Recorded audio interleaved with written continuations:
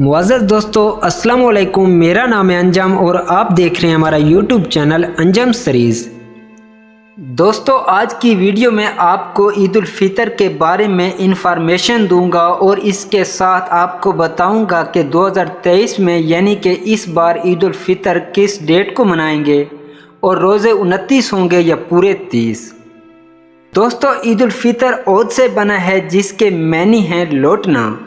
ईद हर साल लौटती है और इसके लौट के आने की ख्वाहिश की जाती है और फितर का मैनी है रोज़ा तोड़ना या ख़त्म करना।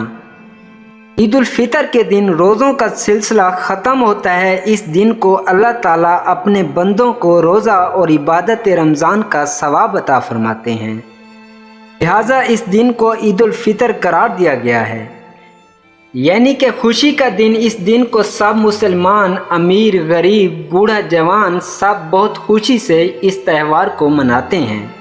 ये त्यौहार सब मुसलमानों के चेहरों पर खुशियां लेकर आता है। फरमाने मुस्तफ़ा, जिसने ईदीन की रात यानी शब ईद उल फितर और शब ईद उल अज़हा तलब सवाब के लिए क़याम किया, उस दिन उसका दिल नहीं मरेगा जिस दिन बाकी लोगों के दिल मर जाएंगे। और सब दोस्तों के लिए अहम खबर है कि इस बार पाकिस्तान में पूरे 30 रोज़े मुकम्मल होंगे और ईद उल फितर बरोज़ हफ्ता 22 अप्रैल को मनाई जाएगी।